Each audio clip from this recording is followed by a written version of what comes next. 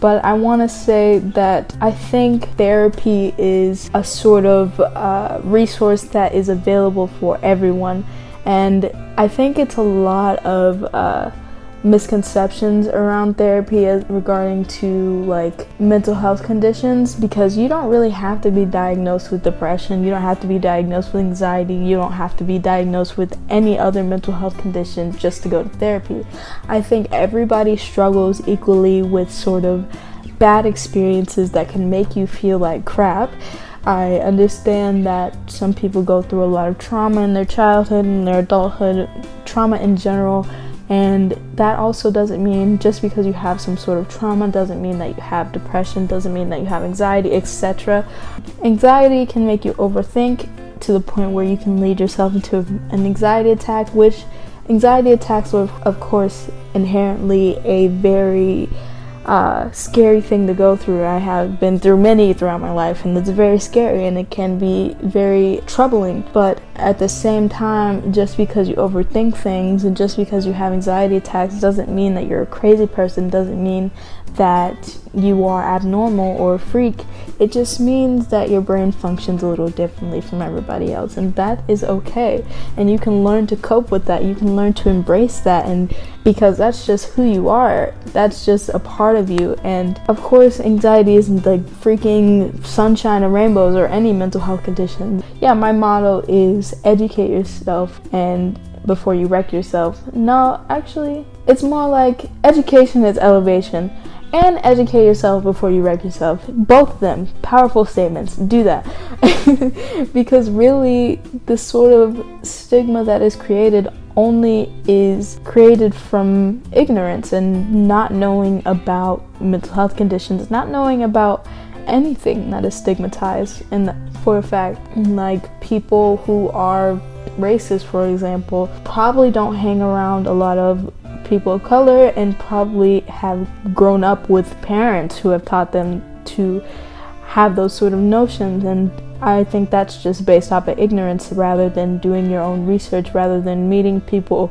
But obviously we know that judging people is very harmful, and I think when somebody who is considering therapy hears somebody who they're close to, or even just hears a stranger say that therapy is only for crazy people, it might steer them away from the idea completely. It might make them fearful of judgment and fearful of seeking help, even if they're in a time of need. And that doesn't contribute positively to society, doesn't help anybody to spread this sort of notion that therapy is only for crazy people, because it can just damage other people's mindset about therapy, and it can make people have a fear of being judged or having a fear of seeking help, and just contribute to stigma as a whole. Somebody who fears judgment might think that they're losing their minds, that their life is out of control, that they're high maintenance, that they can't handle any life challenges. Therapists are definitely not brainwashing you. You should definitely know that.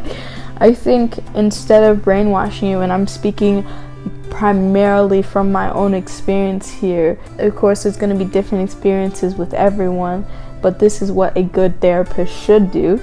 And if your therapist is not doing this, then you should definitely find a new one. But they are supposed to ask you essential questions. And rather than telling you what to do or brainwashing you about certain subjects, they are asking you essential questions, making you think, making you self-respect and learn. Self-respect? Well, I mean, They're helping you think more deeply about things, and they're helping you self-reflect on your actions, on your thoughts, on your behaviors, why you do certain things. Having this time to think about those questions and self-reflect really gave me the sort of revelations that I needed to grow as a person. And you can even form new habits. They're never going to be like, oh yes, you should think this way. Yes, you should do this. You should do this. Ultimately, 100% listen to me right now or you will have a terrible life. No, therapists are not like that. And that leads me to my next point. They don't tell you what to do or think. They simply just advise you and give you guidance, give you suggestions to guide you down the right path. And really, it's up to you to listen to what they say. Like, you can go for a session and be like, that was crappy advice, let me move on. Or you can seek a new therapist who might say the same thing or might say a different thing, who knows. So ultimately, you are in control of your actions, you are in control of your thoughts, your behaviors, etc.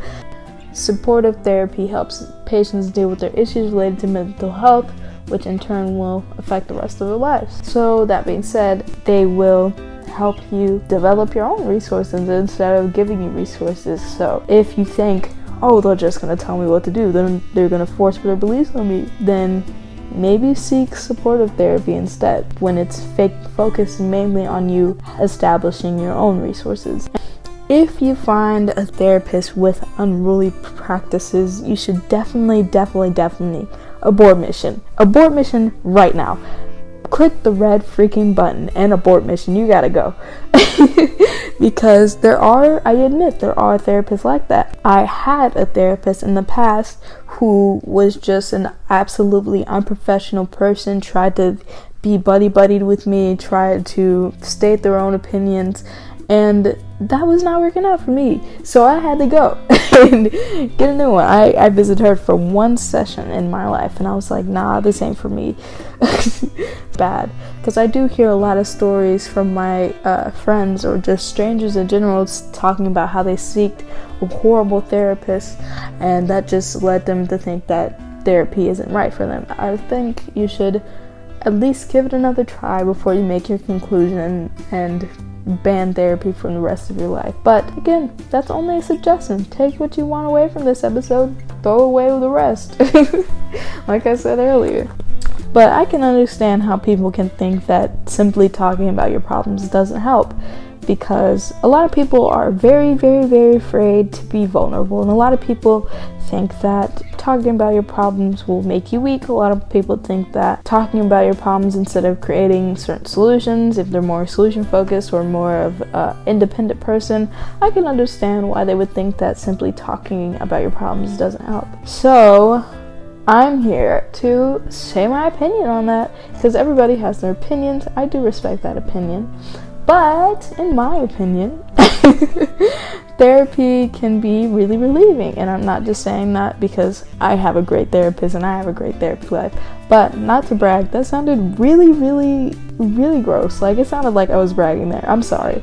But it can be really relieving, especially if you're seeking an unbiased perspective. I do want to state that therapy will not work if you're closed-minded, or if you're just not an open person in general, if you're just very independent or bent on seeking or bent on being to yourself. Like, if you're not open to willing, or if you're not willing to talk about your problems, or you just want to keep all the information to yourself and be in your own space, therapy will not help. You have to have an open mind, and you also have to be open to talking about these things that stress you out, or just open to being vulnerable in general, because vulnerability is not a bad thing. We all are vulnerable in certain moments of our life. We're all human. We all have these complex emotions that can be very hard to navigate and very hard to deal with.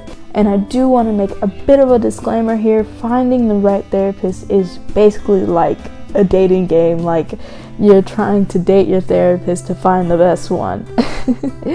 Researchers have found that a bond between your therapist and you is likely to have a big impact on your growth. And that also includes just how you take therapy, how you apply therapy to your own life. Whether you are taking a good or taking the best approach to it, whether you're actually getting the most out of therapy. That's what I was looking for. And as far as just like the personal emotional side goes, like the human connection side goes, you should definitely think about what you want out of therapy, what are your goals, and any questions you might have about yourself, about therapy, about your therapist in general. You want to get to know your therapist, so you definitely should question them, question yourself, think about your goals, and see if you vibe. See if you have a good conversation, whether you have a fun time or a serious time or whatever you're looking for in a therapist.